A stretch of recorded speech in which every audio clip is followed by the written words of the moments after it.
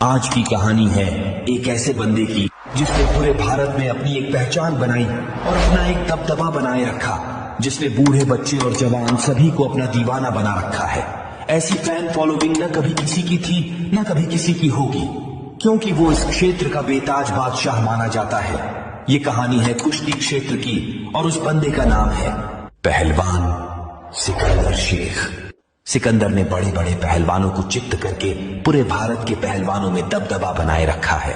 सिकंदर कहता है कि पूरे भारत में किसी के साथ भी मेरी कुश्ती लगाए मैं तैयार हूं। सिकंदर के इसी जज्बे और निडरता के वजह से सभी को उसने अपना दीवाना बना रखा है। सिकंदर का जन्म 2 नवंबर सन 2000 में महाराष्ट्र के सोलापुर जिले के मोहोड़ गांव में हुआ। सिकंदर को कुश्ती का शौक अपने दादा से विरासत में मिला था। सिकंदर के पिता भी एक बड़े पहलवान थे, लेकिन घर के हालत के कारण उन्हें अपनी पहलवानी छोड़ना पड़ी थी। लेकिन उन्होंने ठान लिया कि वो अपने दोनों बेटों को पहलवान बनाएंगे और वो मार्केट में हमाली का काम करके अपने दोनों बेटों को पहलवान बनाने के लिए मेहनत करने लगे।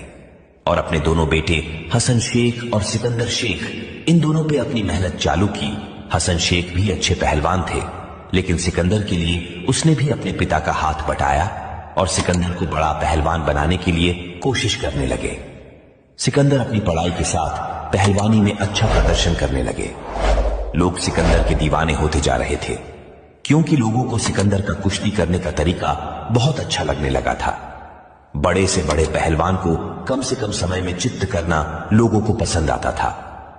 सिकंदर की असली सफलता तो तब शुरू हुई जब सिकंदर ने पंजाब हरियाणा में जाकर वहां की प्रीतपाल फागवरा, मंजित खत्री, जसा पट्टी, जम्मू का अमीन बेनिया, इन जैसे भारत के बड़े पहलवानों का पराभव करके सिकंदर भारत के टॉप के पहलवान बन गए।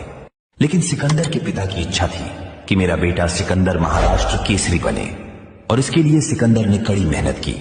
लेकिन हाल ही में आयोजित 2023 महाराष्ट्र केसरी टूर्नामेंट के सेमीफाइनल में रेफरी के गलत फैसले के कारण सिकंदर महेंद्र गायकवाड़ से अपना मैच हार गए।